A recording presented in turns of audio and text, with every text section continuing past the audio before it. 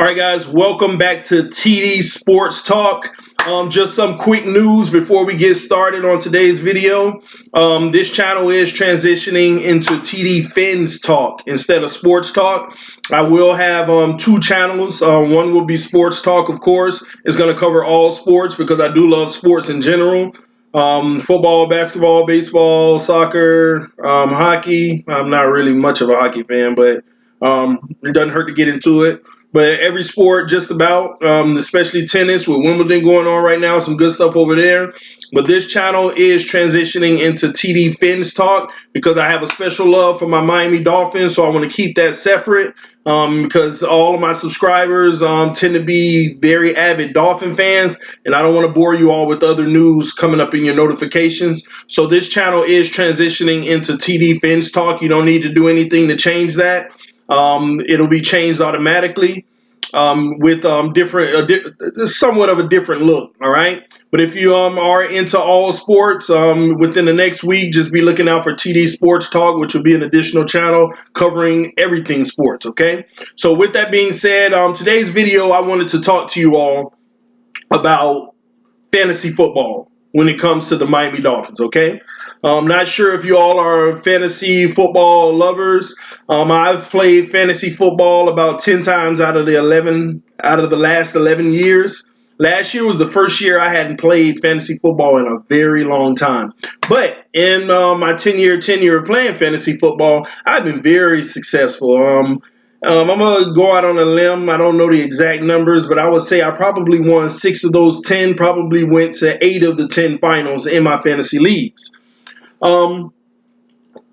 Some people may think this is crazy, but in my fantasy football, I always picked a lot of Dolphins. I always knew what weapons we had that the rest of the league didn't have, only given the simple fact that people don't pay attention to the Miami Dolphins. So it's always been good to me, okay? But this year, I am warning all Dolphin fans, okay? Beware, beware, beware, beware. The build up that we have as a team right now is not built for fantasy, okay? Some of you may disagree, but I'm going to tell you right now, there is only one player worth actually drafting in a fantasy football league. And the truth is, in a 10-player league, you can probably get this player 5th or 6th round maybe. And it's going to be a steal, okay? That's going to be Ryan Tannehill, okay? I have gotten Ryan Tannehill in fantasy football almost every single year that he's been in the NFL, okay? Now, last year I didn't play and I didn't have him. Well, what a coincidence. I'll probably play one league this year, by the way. But let me tell you something about fantasy football, okay? When you go after the very best players, here's the problem with those very best players. Every year, you only have about 8 players in the entire league that constantly give you the points, okay? And probably about 4 quarterbacks in the league that constantly give you the points. I always had a different strategy when it came to fantasy football. My strategy was give me a player. Let's start at quarterback, for instance, since I'm talking about Ryan Tannehill being the fantasy sleeper, okay? I've always got Ryan, and here's why. If I go get an elite quarterback, and when I say elite, fantasy elite, which is potential to give you 30 fantasy points, okay, depending on your league, but just the leagues that I'm in, 30 fantasy points, that is amazing, okay? Quarterback giving you 30 fantasy points. Here's the problem with those quarterbacks. One week they'll give you 30, the next week they'll give you 13.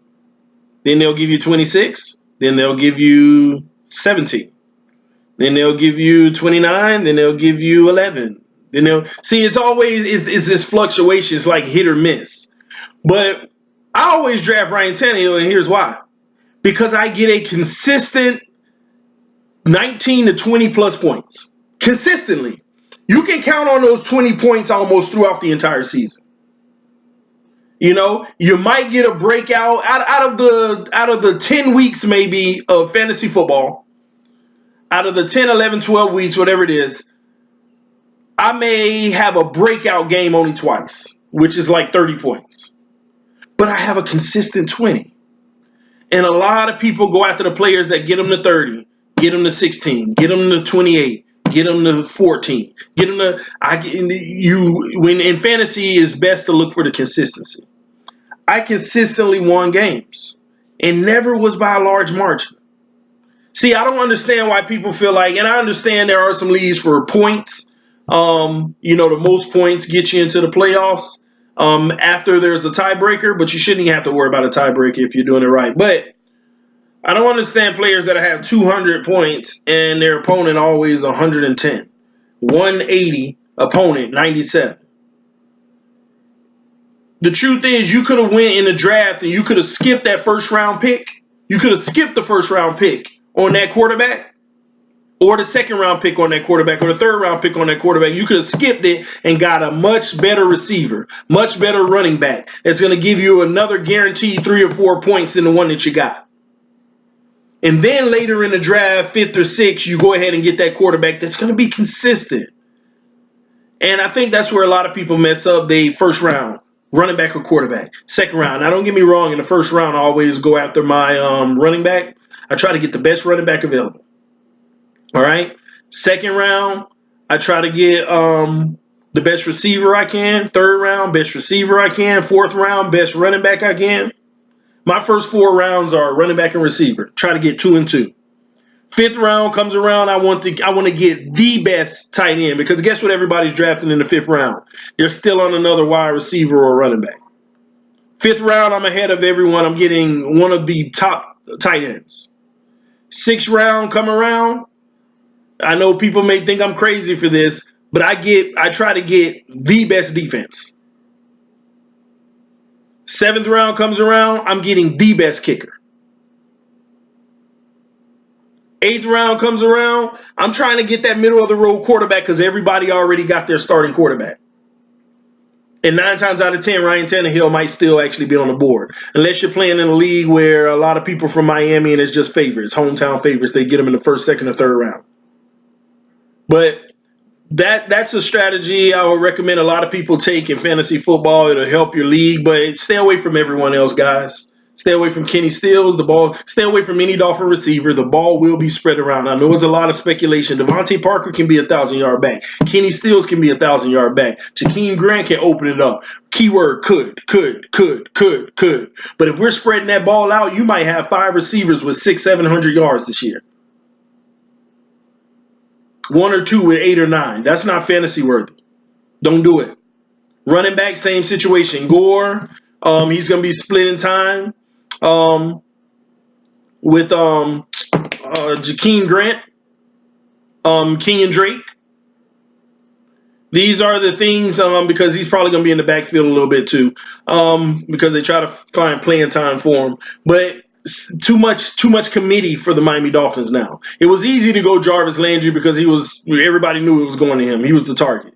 And if he wasn't the target, they opened it up for Kenny Stills. Beware, Miami Dolphins. Ryan Tannehill is the only fantasy draftable player, in my opinion, and I think he'll get you a constant 20 points. Do not go after the 30-point quarterback because the 30-point quarterback doesn't give it to you every year, plus injuries. All right? So, to cap this off, recommendation, 1st round, running back. 2nd round, 3rd round, receiver. 4th round, running back. 5th round, best tight end you can find. 6th round, depending on if they're in defense already, get your defense. If they're not in defense already, go ahead and grab that quarterback. 6th round, 6, 7. Flip-flop, 6, 7. Quarterback or defense, just depending on what the draft is doing, okay? Then you go back. Then you go all the way back and you go receiver. Okay? This is my recommendation. It will help you big time. Do not go for the biggest name players unless they're 1st or 2nd round picks, okay? And then always have your sleeper, and my sleeper for the Miami Dolphins is Ryan Tannehill. You may get away with getting him later in the rounds, and that's going to give you better picks early on. Don't feel like, hey, I need to go ahead and get him now. This is your sleeper. This is the way that you win fantasy. It's always that quarterback that you get in the later round, constant 20 points you can always rely on instead of the up and down quarterback, all right? So if you like the video, if you're a fantasy fan, make sure you subscribe. Make sure you take this advice. It has worked for me for years and years and years. Fins Nation, we're waiting on this season to start. I'm just very excited. A lot of action on our channel. A lot of people have a lot to say and some great comments. And I appreciate the positive feedback. I appreciate any feedback. There hasn't been any negativity. Even if there is any negativity, we welcome it because we want to turn that into positive. All right, guys. Again, it's transitioning from TD Sports Talk, and you have just watched TD Fins Talk. Peace.